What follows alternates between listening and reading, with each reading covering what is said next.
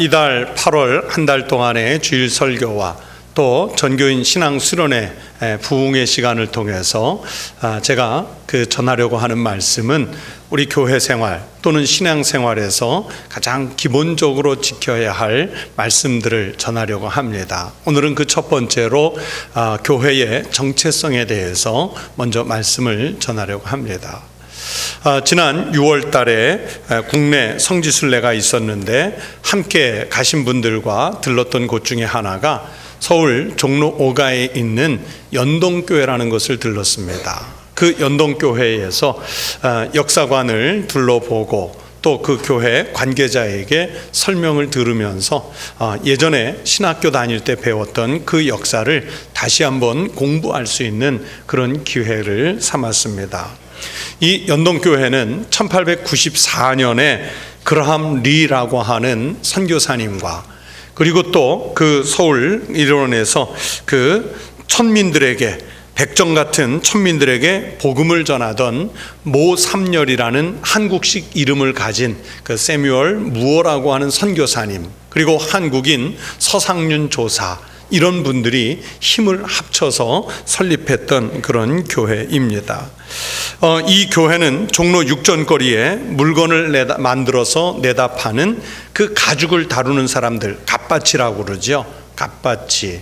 또 남학신을 만들어 파는 사람들, 또는 백정들, 이런 천민들이 중심이 돼서 교회가 설립이 됐고, 또 그러면서 그 종로니까 그 근처에 살고 있던 양반들이 일부 합류해서 연동교회를 이루게 됐습니다. 그러다가 1904년에 이 교회에 처음 장로를 세우게 되는데 그 첫 번째 초대 장로의 천민 출신인 고찬익이라는 분이 초대 장로가 되고 3년이 지난 1907년에 제2대 장로를 세우는데 이번에도 마찬가지로 천민 출신 임공진 장로가 되게 됩니다. 그러니까 연동교회에 출석하고 있던 양반들 또는 정승대감 이런 교인들이 천민을 장로로 모실 수 없다 그래가지고 이제 떨어져 나갑니다. 그게 이원긍이라는 사람이 중심이 돼서 한 100여 명의 양반이 종로에서 가까운 안국동에 가서 양반교회를 세우게 되는데 바로 그 교회가 오늘날 묘동교회입니다. 그러나 어차피 갈라지기는 했지만 그러나 처음 연동교회는 설립할 때부터 양반, 천민 이 부류의 사람들이 함께 모이는 교회라고 그래서 세간에 큰 관심을 끌던 그런 교회였습니다. 200여 년 전에 우리 한국에 가톨릭이 처음 들어왔을 때 여러분 그때에 그 교회의 지도자들이 천민들과 같이 성경을 공부하고 미사를 드리고 하면서 모일 때마다 그 천민들을 향해서 형제님, 자매님 하는 그런 호칭들을 썼습니다. 여러분, 천민이 양반과 같이 모여서 예배 드리는 것, 이게 오늘날의 입장에서 보면은 너무 당연하게 우리가 느끼는 것이지만 그러나 이 사실이 조선시대 때의 시간으로 되돌아가서 보면 이거는 정말 놀라운 일입니다. 조정의 입장에서 보자면 국가 윤리를 흔드는 일이었고 이것은 국가 기강을 혼란에 빠뜨리는 일대 사건이었습니다. 하늘과 땅을 뒤집는 대반역과 같은 일들이 교회 안에서 벌어지고 있다고 본 것입니다. 그래서 교회는 조정의 타도 대상이 됐고 수많은 순교자들을 내게 되었던 것입니다. 여러분, 미국 교회에도 이런 블랙 유머가 있습니다. 백인들만 모이는 교회 밖에서 한 흑인이 슬피 울고 있습니다. 그때 한 사람이 다가와서 어깨 들썩이며 울고 있는 그 흑인 어깨에 손을 얹고 묻습니다. 형제님, 왜 여기에서 이렇게 슬피 울고 있습니까? 그랬더니 그 흑인이 하는 말이 인근에 교회는 여기 하나인데 이 교회 들어가서 예배를 드리고 싶은데 여기는 백인들만 모이는 교회라서 제가 들어갈 수가 없습니다. 그러면서 슬피 우니까 그 어깨에 손을 얹고 위로하는 분이 말하기를 나는 예수입니다. 그런데 나도 여기에 들어가서 같이 예배에 참여하고 싶은데 나 역시도 유색인종이어서 아직 이 교회 안에 한 번도 못 들어가 봤습니다. 여러분, 예수님도 못 들어가는 교회, 그 교회가 바로 백인 중심의 교회인데, 여러분 이게 그냥 옛날 얘기로 나오는 게 아닙니다. 지금도요, 미국 조지아주를 비롯한 남부의 이 보수적인 교회들에서는 유색 인종과 백인들이 함께 어울려 예배를 드리지 않습니다. 실제로 그저께 7월 31일자 우리나라 신문에 보니까 미국의 백인 우월주의자들이 마틴 루터 킹 목사님이 목회하던 조지아주 애틀란타의 그 에버니저 교회라는 곳에 남부 연합기 4장을 놓고 갔다 그랬습니다. 여러분 이 깃발 하나 놓고 간 게 이게 뭐 무슨 큰 사건이냐 하겠지만은, 그러나 여기에서 남부 연합기는요, 미국이 남북 전쟁을 할 때 남부의 백인 우월주의자들이 사용하던 그런 깃발입니다. 지금도요, 인종 차별의 상징으로 쓰이고 있는 게 바로 이 남부 연합기입니다.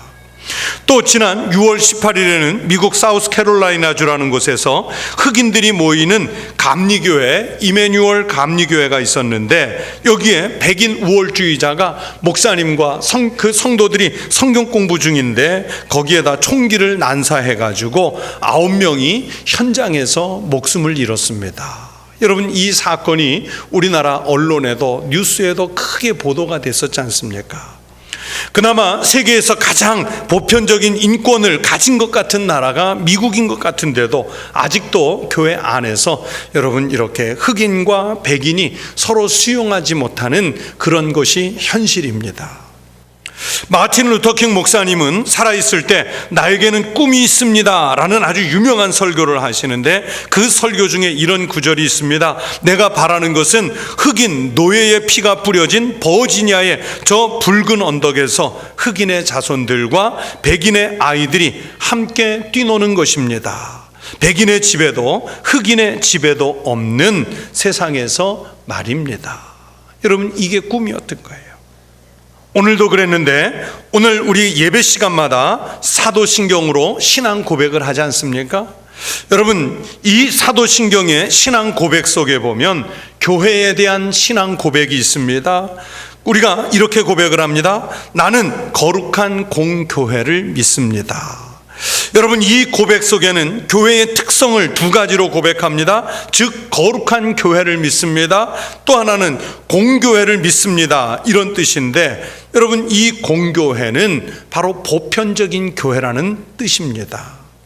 사도신경과 비슷하면서 좀 더 세밀한 신앙 고백이 니케아 콘스탄티노플이라는 신경인데, 이 니케아 콘스탄티노플 신경을 우리가 해마다 송구 영신 예배 시간에 한 번씩 암송을 하지 않습니까?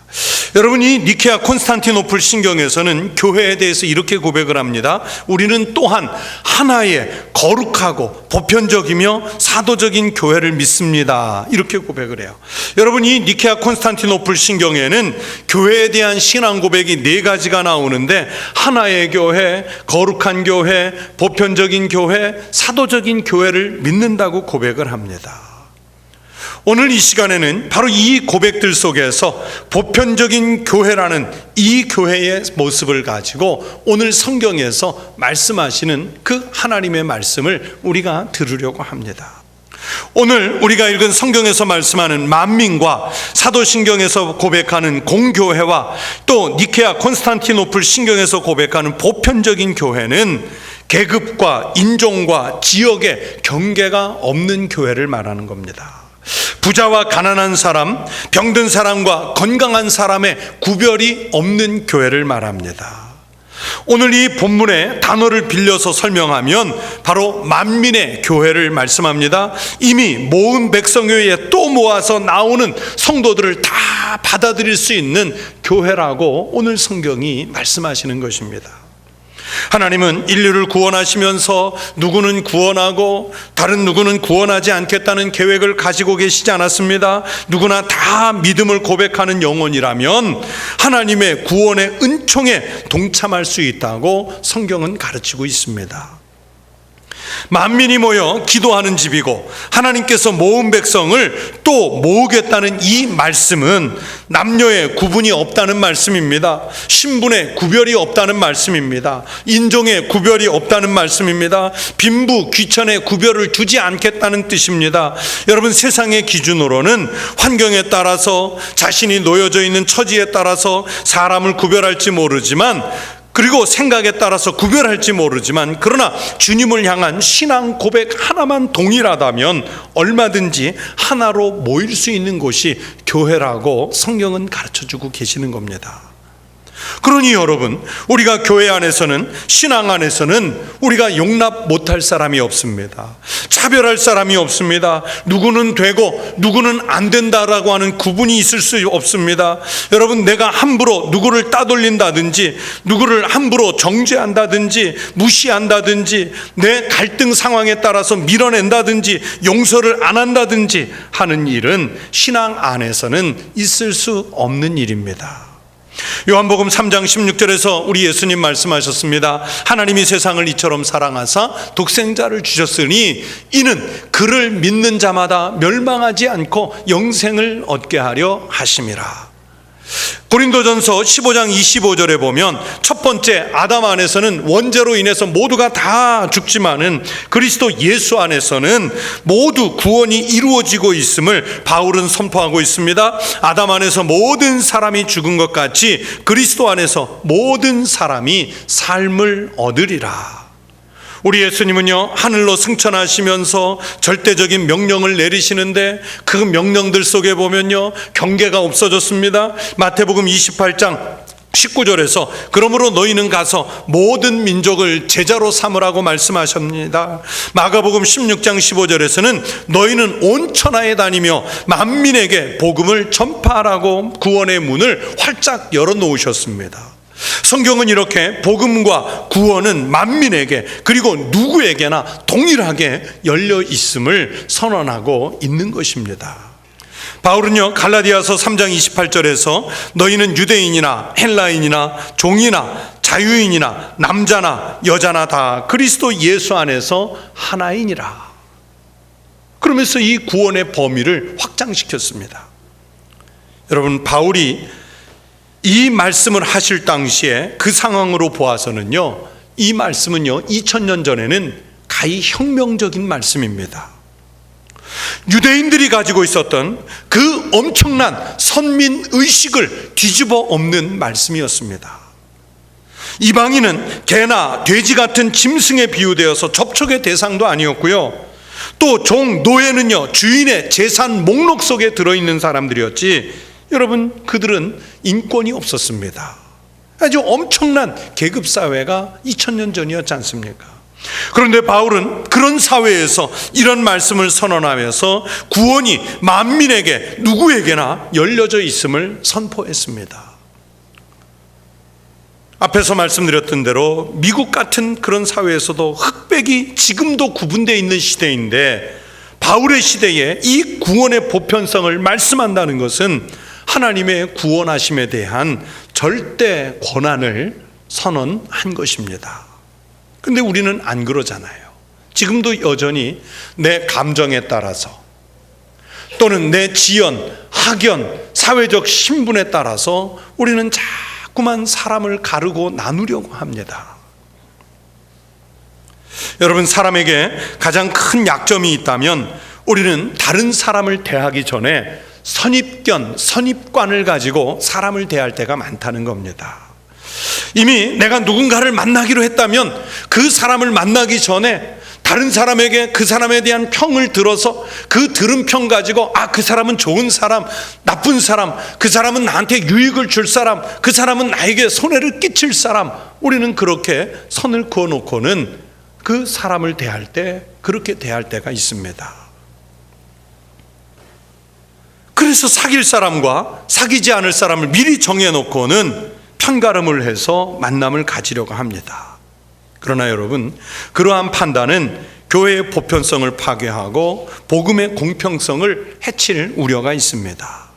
하나님은 남자나 여자나 자유로운 사람이나 종이나 노예나 유대인이나 헬라인이나 이방인이나 누구나 관계없이 만민이 다 교회로 모여와서 하나님을 찬미하는 백성이 되기를 기다리고 계십니다. 그러한 장벽이 무너져 내릴 때 교회는 부흥하고 하나님의 나라는 세계로 확장이 됩니다. 소외되었던 사람이 교회 안에 그래서 자리 잡을 수 있게 되고, 몸이 아프거나 정신이 아픈 사람이 건강을 회복할 수 있게 되고, 세상에서 슬픔을 당했던 자가 교회를 찾아와서 위로를 받을 때, 그래야 교회가 힘을 갖게 되는 것입니다. 사람과 사람 사이에 그어졌던 선이 지워지고 장벽이 무너져 내린 교회여야 교회가 교회되고 성도가 성도로 불리게 되고 하나님의 나라가 참된 천국을 회복하게 되는 것인 줄로 믿습니다. 우리 한국교회에서 정말 전도를 유별나게 유명하게 잘하는 분들이 있습니다. 그 전도 잘한다는 분들의 간증을 제가 여러 차례 듣기도 하고, 또 그분들이 쓴 책들도 여러 권 읽어봤습니다. 그러면서 그 간증을 듣고 책을 읽으면서 이 전도 잘하는 사람들이 가지고 있는 전도 방법 혹은 전도에 대한 생각, 그 공통점을 제가 4가지로 정리를 해봤습니다. 전도를 잘하는 사람들은 이 4가지의 공통점을 다 가지고 있어요. 첫 번째는 뭐냐면, 우리 교회가 최고라고 교회 자랑을 하고 다닙니다. 여러분, 좋은 교회라고 소문이 나야 그래야 우리 교회 가봅시다 하고 전도할 수 있는 것 아니겠습니까? 또 두 번째는 우리 목사님이 최고라고 그 교회 목사 자랑을 하고 다닙니다. 왜냐하면 사람들은 처음부터 신앙이 있어서 교회 나오는 것이 아닙니다. 처음에는 교회와 목회자를 보고 사람의 눈으로 보이는 것을 보고 교회에 오기 때문에 그렇습니다. 또 세 번째는요, 예수를 믿고 난 다음에 변화받은 자기 자신의 삶을 자랑한다는 것을 알았습니다. 예수를 믿기 전에 내가 이런 사람이었는데 예수를 믿고 나서 이렇게 변했다. 내가 예수 믿기 전엔 참된 기쁨이 없었는데 예수를 믿고 나서 이렇게 기쁨이 넘치게 됐다. 자신이 변화받은 것을 자랑을 해가지고 다른 사람들로 하여금 예수 믿으면 당신도 똑같은 이 변화에 감동이 있을 거라는 것을 이야기를 합니다. 그런데 그 여러 가지 비결 중에 오늘 성경의 말씀과 일치하는 내용은 바로 이 4번째입니다. 전도할 대상을 만나는데 이 전도를 잘하는 사람들은 사람을 대할 때 선입관을 가지고 만나지 않는다는 겁니다. 가난하다고 따돌리고 장애를 가졌다고 외면하고 타짓 사람이라고 전하지 않으면 안 된다는 말씀입니다. 심지어 자기와 예전에 갈등이 있었던, 다툼이 있었던, 자기에게 손해를 끼쳤던 사람일지라도 그들에 대해서 마음을 열고 만난다고 합니다. 학연에 따라서 연결이 되면, 또 지연에 따라서 자기 개인의 감정에 따라서 그런 그 관계로 만나게 되면 전도할 문이 좁아진다는 거예요. 그래서 누구에게나 마음을 열고 심령을 열고 접촉을 한다는 겁니다. 저는 교회의 순수성이 가장 빛나던 시대가 초대교회라고 봅니다. 오순절로 인하여 성령을 충만히 받은 교회, 이 초대교회에서는요, 인간적인 요소는 성령에 의해서 모두 불타버리고 소멸됐습니다. 이제 이들은 유대교적인 율법에서 벗어나 누구에게나 복음을 전하는 용기를 갖게 됐습니다. 초대교회는 선교하고 전도하는 일로 그래서 순수성을 유지했습니다. 여러분, 초대교회는 유대인이나 헬라인을 비롯한 이방인들에게 동일하게 복음을 전했습니다. 자유인이든지 노예이든지 다 복음 전도의 대상이 됐습니다. 남녀 성적인 구별이 없어졌습니다. 여러분, 이 복음이 그래서 공평하게 전달될 수 있었던 것입니다. 누구에게는 전하고 누구에게는 안 된다고 하는 인간적이고 세속적인 선을 그어놓고 전하면은 여러분, 진작의 교회는 사라졌을 것입니다. 우리 예수님도 승천하시면서 마지막 명령을 주셨지 않습니까? 사도행전 1장 8절에서 성령이 너희에게 임하시면 너희가 권능을 받고 예루살렘과 온 유대와 사마리아와 땅끝까지 이르러 내 증인이 되리라 하시니라.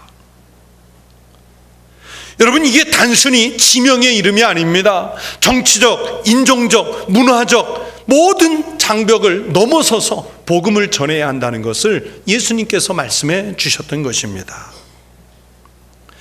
마가복음 11장에 보면 예수님께서 예루살렘 성전에 올라가셨을 때 성전이 매우 더럽혀지신 것을 보고 주님이 책망을 하십니다.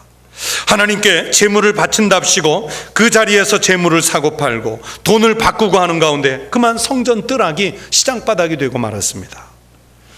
예수님은 거기에서 매매하는 자들을 채찍을 들어서 몰아내시면서 내 집은 오늘 성경 말씀 가지고 만민이 기도하는 집이라 칭함을 받으리라 하지 아니하였느냐. 너희는 강도의 소굴을 만들었도다. 그러면서 그들을 강하게 책망하셨습니다. 여러분, 예수님께서 강도의 소굴이 되었다 하신 것은 재물을 매매하는 것 때문만이 아니었습니다. 가난한 사람이 그래서 들어올 수 없게 되었고요, 소외된 사람들이 들어올 수 없게 되었고, 여자들이 들어올 수 없게 되었고요, 율법에 의해서 죄인이라고 낙인 찍혀버린 사람들이 들어올 수 없는 성전이 되었기 때문에 그것을 강도의 소굴이라고 그랬던 것입니다. 하나님께서 정해놓으신 것도 아닌데 사람들이 스스로 그런 규정을 정해놓고 그래서 사람을 차단하고 밀어내면 그 교회는 하나님께서 말씀하시는 만민이 모여오는 집이 될 수 없는 것입니다. 여러분, 하나님의 집은 만민이 모여와서 만민이 기도하는 집인 줄로 믿습니다. 여기에는 차별이 없고 여기에는 오지 못할 분이 없습니다. 강도와 같은 잔당의 모임이 없고 공평하게 하나님을 섬기는 순수한 복음만이 살아 숨쉬는 공간이 되어야 할 줄로 믿습니다. 오늘 성경 말씀에서 교회를요 기도하는 집이라 그렇게 말씀했는데, 이 말씀 속에 기도라는 이 단어는 히브리어로 토필라라고 해서 중보, 기도하는 것을 말하는 겁니다. 여러분, 그래서 만민이 함께 이곳에 와서 서로를 위해서 기도하면 하나님께서 들으시고 복을 주시겠다는 말씀입니다. 이웃을 위해서 기도하고 나라와 민족을 위해서 기도하고 아픈 자들이나 소외된 사람들을 위해서 같이 이 자리에서 모여 기도할 때 하나님께서 그 기도를 듣고 복을 주시겠다는 뜻에서 터필라라는 단어를 사용했습니다. 여러분, 율법주의자들은요 자기네들 기준으로 이방인을 소외시킬지라도 하나님은 그들을 갈라내지 않고 그렇게 품어주셨습니다. 여호와께 연합하여 섬기며 여호와의 이름을 사랑하며 여호와의 종이 되며 안식일을 지켜 더럽히지 아니하며 여호와의 언약을 굳게 지키는 이방인마다 하나님은 여호와의 성산으로 함께 인도해 주신다고 오늘 성경이 말씀하지 않습니까? 그래서 그 기도하는 집에서 그 이방인들조차도 기쁘시게 할 것이라고 약속해 주셨습니다. 성도 여러분, 오늘날 많은 교회들이 놓여져 있는 지역, 문화, 사회적 신분 이런 것에 따라서 자꾸 교회에 선을 그으려고 하고 나뉘려고 합니다. 그러나 교회는 만민이 모여오는 집이어야 교회로서의 참된 의미가 있습니다. 우리 청복교회가 하나님 앞에서 의를 이루는 교회이기를 원합니다. 그것은 우리에게 서로 가지고 있는 장벽이 없을 때 가능합니다. 내 마음속에서 밀어내는 사람이 없어야 합니다. 외면하거나 외면받는 사람이 동시에 없어야 합니다. 우리 교회가 정말 복이 있는 교회이기를 축원합니다. 이는 여호와를 사랑할 때 가능합니다. 우리 교회가 늘 하나의 교회이기를 축원합니다. 이는 만민이 자연스럽게 모여오고 만민이 함께 모여 기도하는 교회일 때 가능한 일입니다. 우리 청복교회와 여기에 속한 성도들이 오늘 본문에서 약속하신 이 축복들을 함께 누리는 교회가 되기를 축원합니다. 사람들은 자꾸 가르려고 나누려고 하는 속성이 있지만은 그러나 그것은 죄 때문에 그렇습니다. 여러분, 성령님께서 우리 심령 속에 가지고 있던 죄를 다 녹여주시고 소멸시켜 주심으로 인해서 하나님의 영이 우리 안에 가득 차서 나와 원수진 사람이 들어올지라도, 나보다 가난한 사람이 들어올지라도, 병든 사람이 들어올지라도, 생각이 다른 사람들이 들어올지라도 그 만민이 다 함께 이곳에 모여서 하나님을 경배하고 찬미하고 예배할 수 있는 만민이 모여 만민이 기도하는 집, 우리 청북교회가 되기를 주의 이름으로 축원합니다.